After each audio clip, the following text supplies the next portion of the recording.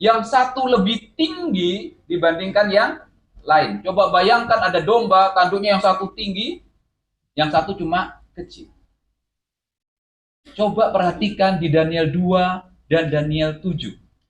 Ada tidak gambaran yang sama? Ada dua, yang satu lebih besar, yang lebih kecil. Bisa saudara dapatkan itu? Di Daniel 2 dan 7. Ada dua, tapi satu yang lebih besar. Satu yang lebih dominan. Kalau di Daniel 7, binatang apa yang punya dua? Berbicara tentang dua. Daniel 7. Beruang. Kakinya dua. Waktu berdiri dua ya. Bukan waktu itu ya. Waktu berdiri kakinya dua. Berdirinya dua-dua kaki? Tidak. Dia berdiri satu kaki. Sama seperti domba, tanduknya dua, yang satu lebih besar. Daniel 2. Apa yang ada dua? Lengan.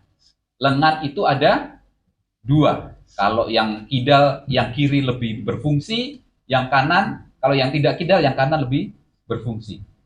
Sama-sama dua, tetapi satu yang lebih dominan. Jadi, tanpa ayat yang lain pun, sebetulnya kita bisa menebak domba bertanduk dua yang satu lebih besar ini adalah kerajaan Media Persia. Apa betul? Mari kita baca ayat ke-20. Pak Pendeta, tolong dilanjutkan. Apa betul domba bertanduk dua ini adalah Media dan Persia? Domba jantan yang kau lihat itu dengan kedua tanduknya ialah raja-raja orang Media dan Persia. Sampai di situ.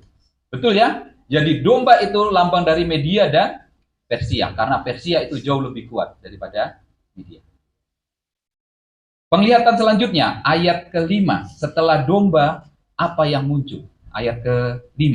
Tapi sementara aku memperhatikannya, tampak seekor kambing jantan datang dari sebelah barat, yang melintasi seluruh bumi tanpa menginjak tanah, dan kambing jantan itu mempunyai satu tanduk yang aneh di antara kedua. Sampai di situ saja. Dilihat oleh Daniel adalah kambing dengan tanduk satu. Kalau saudara lihat di kolom Daniel 2 dan Daniel 7, setelah kerajaan Media Persia, kerajaan apa yang muncul? Yunani. Kita lihat apa betul kambing yang muncul setelah domba ini adalah kerajaan Yunani. Pak Pendeta, ayat 21. Dan kambing jantan yang berbulu pesat itu ialah raja negeri Yunani. Sampai situ saja. Berarti kambing itu adalah kerajaan Yunani. Jadi urutan yang kita punya di Daniel 2 dan Daniel 7 kembali muncul di Daniel 8. Tapi kali ini dimulai dari kerajaan Media Persia, lalu kerajaan Yunani. Setelah kambing, apa yang muncul? Ayat 9. Maka dari salah satu tanduk itu muncul suatu tanduk kecil. Sampai situ saja. Setelah kerajaan Yunani, tiba-tiba muncul tanduk kecil. Coba saudara isi di Daniel 8 itu tanduk kecil. Saudara lihat di Daniel 7, ada tanduk kecil di sana? Daniel 7 ada tanduk kecil? Ada. Di ayat 8, tanduk kecil yang mata dan mulutnya seperti manusia. Jadi berbicara tentang hal yang sama. Tanduk kecil di Daniel 8 itu adalah tanduk kecil di Daniel 7. Perhatikan, di Daniel 7, setelah tanduk kecil muncul, peristiwa apa yang terjadi? Peristiwa penghakiman di surga. Jadi di Daniel 8, seharusnya kalau mengikuti urutan Daniel 7, peristiwa yang muncul setelah di Daniel 8, peristiwa yang muncul setelah tanduk kecil adalah penghakiman di surga. Mari kita baca apa yang terjadi di Daniel 8 setelah tanduk kecil. Pak Pendeta, 13 dan 14. Kemudian kudengar seorang yang kudus berbicara, dan seorang kudus lain berkata kepada yang berbicara itu, sampai berapa lama berlaku penglihatan ini, yakni korban sehari-hari dan kesaksian yang membinasakan tempat kudus dan kefasikan yang membinasakan tempat kudus yang diserahkan dan bala tentara yang dikejar-kejar. Maka ia menjawab, sampai lewat 2.300 petang dan pagi, lalu tempat kudus itu akan dipulihkan dalam keadaan yang wajar. Di Daniel 8, setelah tanduk kecil muncul, maka muncullah peristiwa bait suci akan dipulihkan dalam keadaan yang wajar. Saya ingin saudara membandingkan kolom-kolom ini. Pertama yang mungkin bisa kita bandingkan adalah dua kerajaan campuran ini. Dua kerajaan campuran ini kita sudah bahas tadi, adalah perkawinan antara keduniawian dan umat Tuhan. Itu adalah lambang gereja Roma Katolik ketika kerajaan Roma mengambil kekristenan sebagai agama negara. Itulah pertama kali kekristenan memiliki kuasa sebagai sebuah negara. Bandingkan peristiwa setelah tanduk kecil, bandingkan peristiwa setelah kerajaan campuran ini. Yang terjadi ini, saudara, ada bait suci yang dipulihkan. Itu artinya sama dengan penghakiman di surga. Jadi, akhir 2.300 petang dan pagi itu bukan berbicara tentang kedatangan Tuhan yang kedua kali, tetapi berbicara tentang penghakiman di surga. Yang menariknya, saudara, jadi ini yang terjadi ada penghakiman di surga, yang dihakimin adalah kekuatan sekuler dan kekuatan campuran sekulerisme dan umat Tuhan. Bukan hanya penghakiman, tetapi juga penghukuman. Tadi kita sudah lihat di Daniel 7. Yang menarik adalah, kalau kita membaca Daniel 7 ayat 9, aku terus melihat tahta-tahtanya diletakkan, lalu duduklah yang lanjut usia, tentang penghakiman surga. Kata-kata ini mengingatkan kita pada Wahyu 20 ayat 11. Karena Wahyu 20 ayat 11 juga ada, Yohanes melihat suatu tahta yang putih, yang besar, dan dia ini yang lanjut usia, Allah Bapa, duduk di atasnya. Bukan hanya ini aja yang sama, saudara. Di Daniel 7 ayat 10, ada kitab-kitab dibuka. Coba perhatikan di ayat selanjutnya, Wahyu 20, ayat 12. Dibuka semua kitab, dan dibuka juga sebuah kitab lain, yaitu kitab kehidupan. Jadi Daniel 7 dan Wahyu 20 adalah penglihatan yang sama, tetapi dilihat oleh dua orang yang berbeda, di dua zaman yang berbeda. Yang satu dilihat oleh Daniel, yang satu dilihat oleh Yohanes. Tidak sampai di situ saja kesamaannya. Di 7 ayat 11, binatang-binatang itu, yang 4, dicampur dengan binatang campuran, tanduk yang memiliki mulut dan mata manusia, dihakimi, dibuang ke dalam laut api. Di Wahyu 20, juga hal yang sama terjadi. Di ayat 10, Yohanes melihat hal yang sama. Iblis dilemparkan ke dalam lautan api dan belerang beserta binatang dan nabi. Saudara bisa simpulkan sendiri bahwa kekuatan sekuler itu melambangkan kekuatan iblis, nabi palsu, dan binatang. Musuh-musuh Tuhan. Tapi bukan itu saja yang dilempar ke dalam laut api. Wahyu 20 di ayat 13. Maut dan kerajaan maut menyerahkan orang-orang mati yang ada di dalamnya, dan mereka dihakimi masing-masing menurut perbuatannya. Orang-orang mati di sini adalah orang-orang yang mati pada kedatangan Tuhan yang kedua kali, ditambah dengan orang-orang yang tidak dibangkitkan pada kedatangan Tuhan yang kedua kali. Setelah dihakimi, apa yang dilakukan? Ayat 15. Setiap orang yang tidak ditemukan namanya tertulis dalam kitab kehidupan itu, ia dilemparkan ke dalam lautan api. Jadi, orang-orang yang tidak bangkit di kedatangan Tuhan yang kedua kali, atau orang-orang yang mati pada kedatangan Tuhan yang kedua kali, adalah orang-orang yang tidak tertulis namanya di kitab kehidupan. Mereka lah yang dihukum. Dengan demikian, kita bisa simpulkan, tempat kudus di surga itu dipulihkan dalam keadaan yang wajar. Ini berbicara tentang penghakiman di surga terhadap musuh-musuh Tuhan. Yang kedua, ini juga berbicara tentang penghukuman musuh-musuh Tuhan beserta dengan pengikutnya. Tapi sekarang coba saudara buka kitab Pengkhotbah 12 ayat yang ke-14.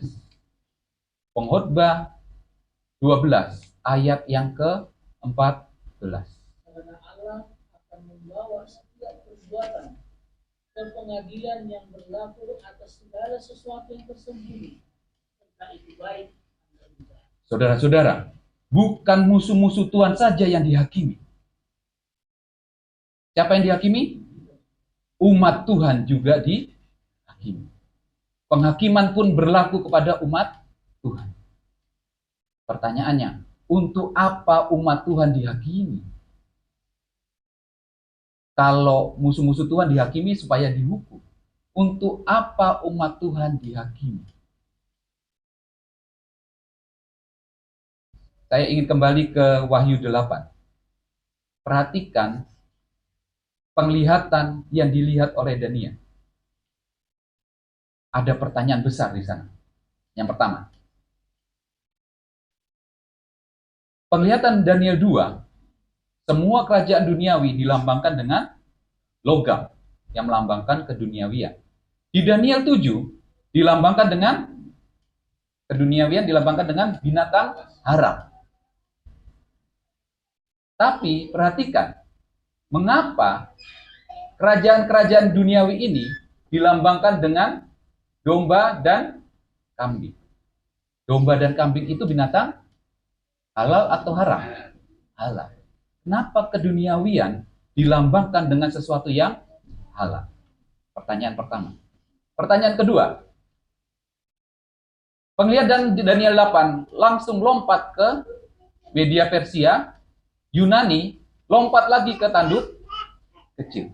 Pertanyaannya, mengapa tidak menyertakan dua kerajaan besar? Babylon dan Roma. Mengapa dilambangkan dengan binatang halal? Mengapa hanya kerajaan yang lemah yang ditampilkan? Singkat cerita, penglihatan ini Tuhan ingin agar Daniel, saya yang membaca, dan saudara yang membaca, tidak terpusat kepada kerajaan. Ini bukan tentang kerajaan-kerajaan dunia, tapi ini tentang domba, kambing, tanduk, bait suci yang dipulihkan. Kalau saudara orang Yahudi mendengar ada domba, ada kambing, ada tanduk, ada bait suci, ada satu cerita yang punya keempat unsur ini.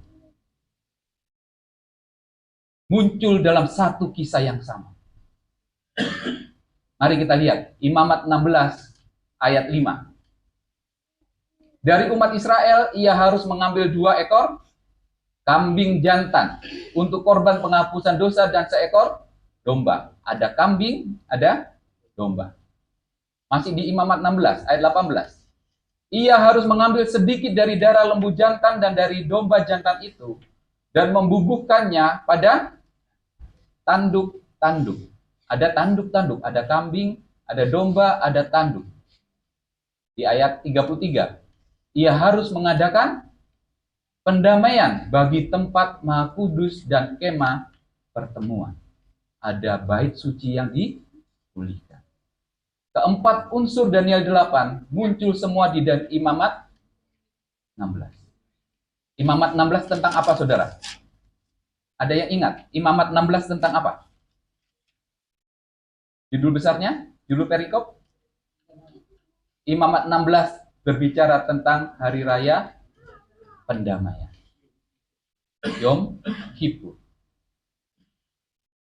Jadi Daniel 8 itu Tuhan berikan supaya saya dan saudara memandang pada hari raya pendamaian.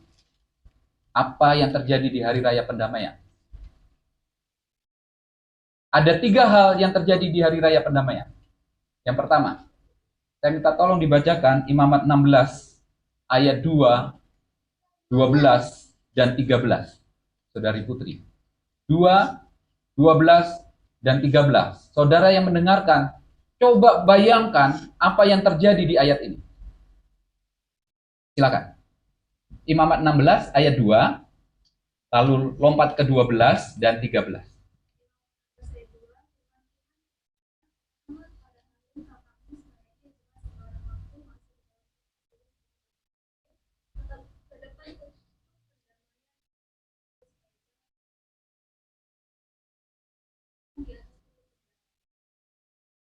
Ke 12. Dan ia harus mengambil kebaraan berisi penuh bara api dari atas misbah yang dihadapkan, serta senampur penuh ketupan dari wangi-wangian yang digiling sampai halus, lalu membawanya. 13. Ayat 13. Kemudian ia harus meletakkan ketupan itu di atas api yang dihadapkan.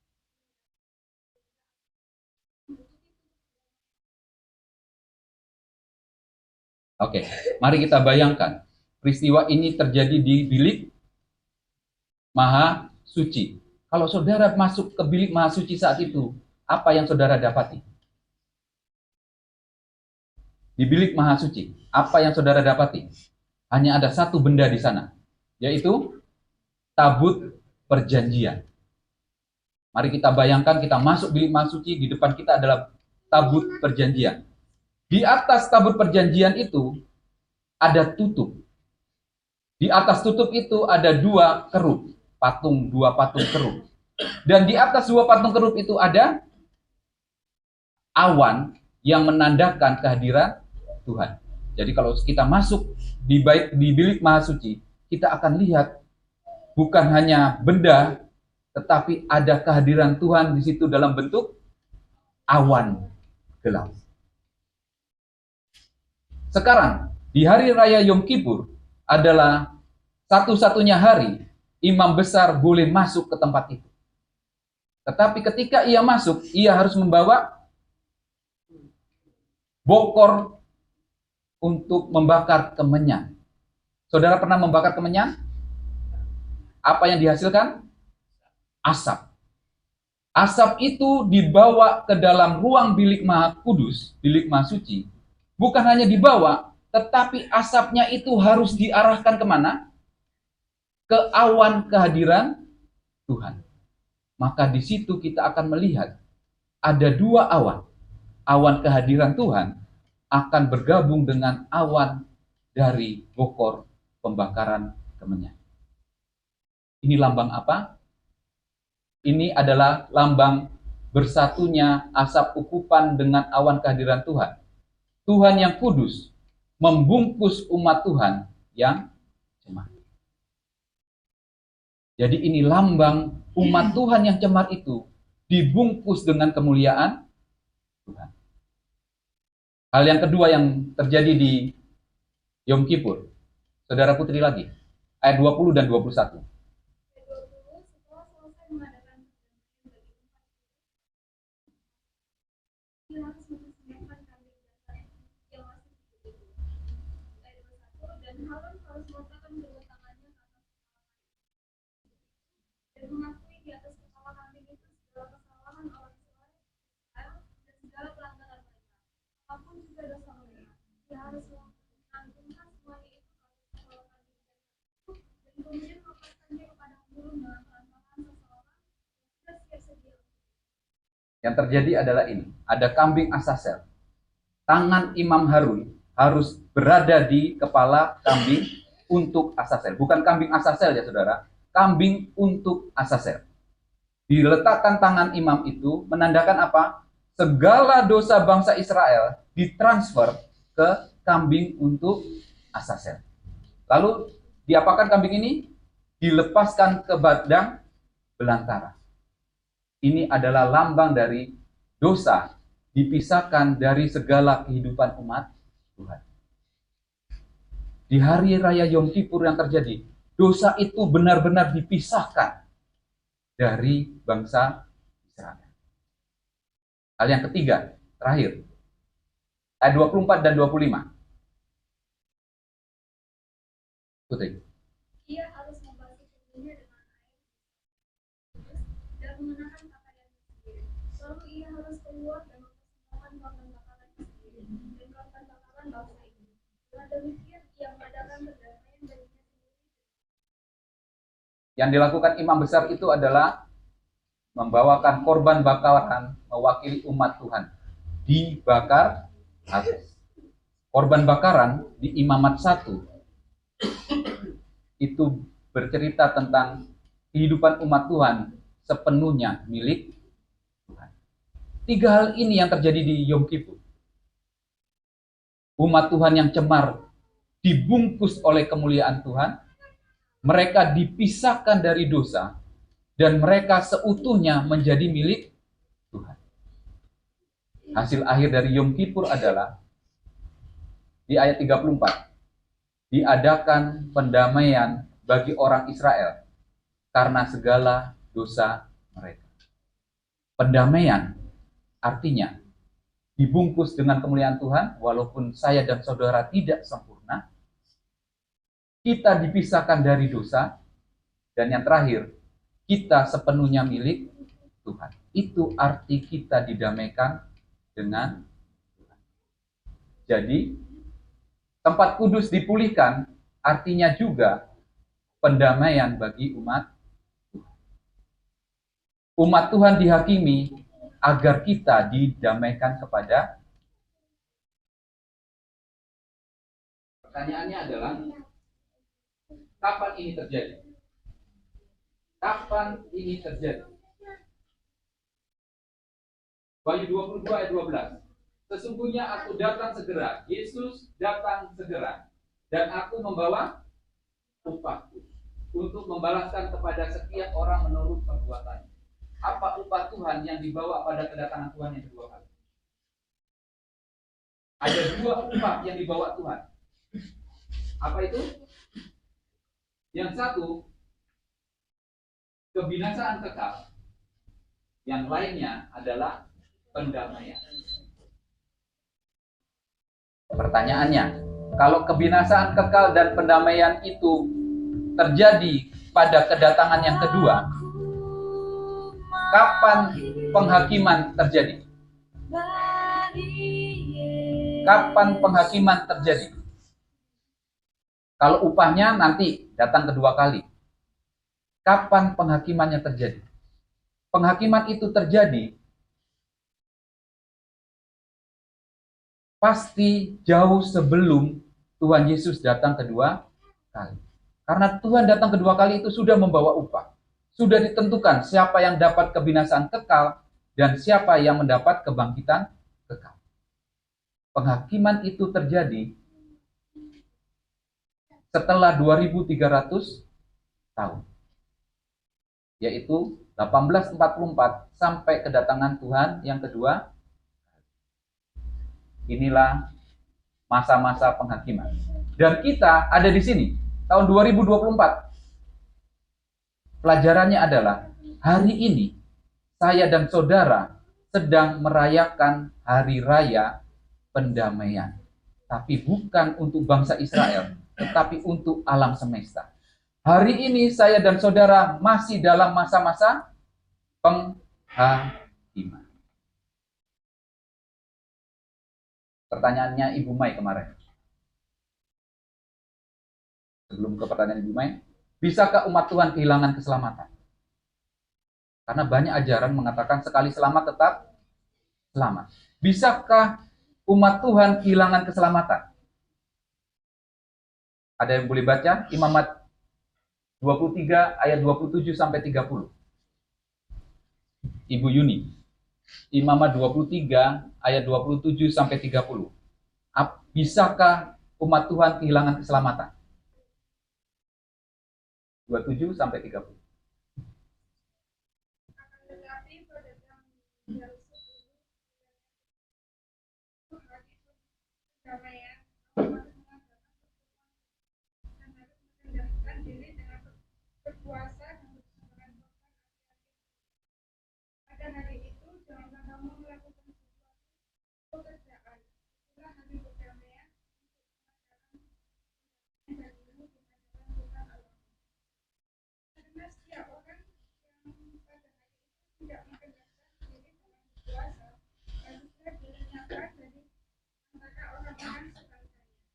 Setiap orang yang melakukan suatu pekerjaan pada hari itu, orang itu akan dibinasakan dari tengah-tengah. Oke. Bisakah umat Israel binasa di saat hari pendamaian? Nah, umat Israel bisa binasa kalau mereka tidak merendahkan diri dan berpuasa, kalau mereka tidak berhari sabat.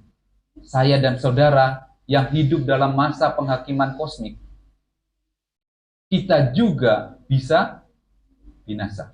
Kita juga bisa kehilangan keselamatan. Pertanyaan terakhir, pertanyaan Ibu Maya sahabat lalu. Apa yang harus kita lakukan di masa penghakiman ini? Pendamaian itu pasti, keselamatan itu pasti, tapi saya dan saudara bisa kehilangan itu.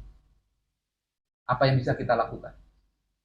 Imamat 16 ayat 17, nanti saudara bisa baca.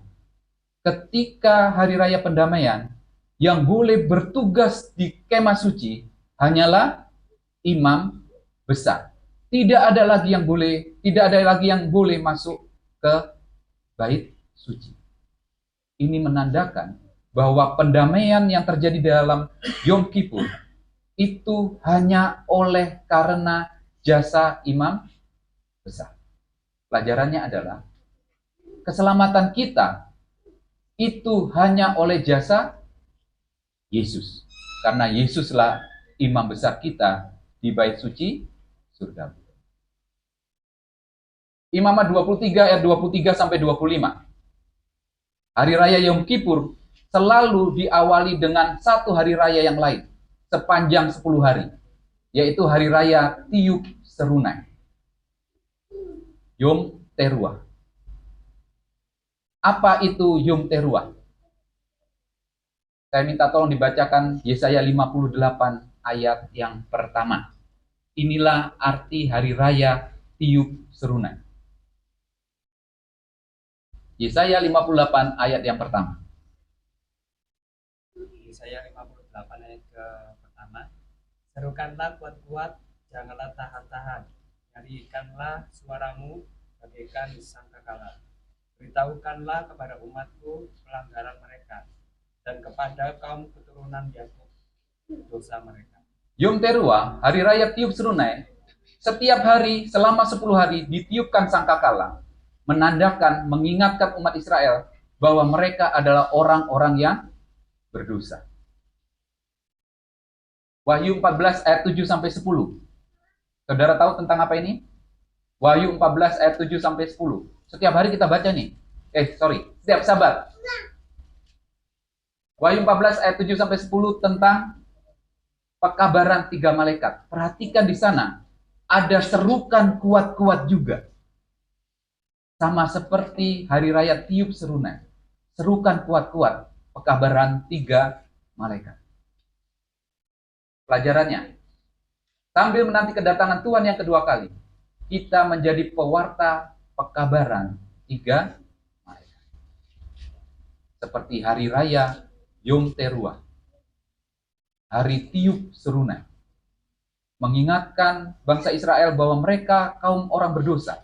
Kita juga menjadi umat Tuhan yang mewartakan pekabaran 3 malaikat bahwa telah tiba penghakiman.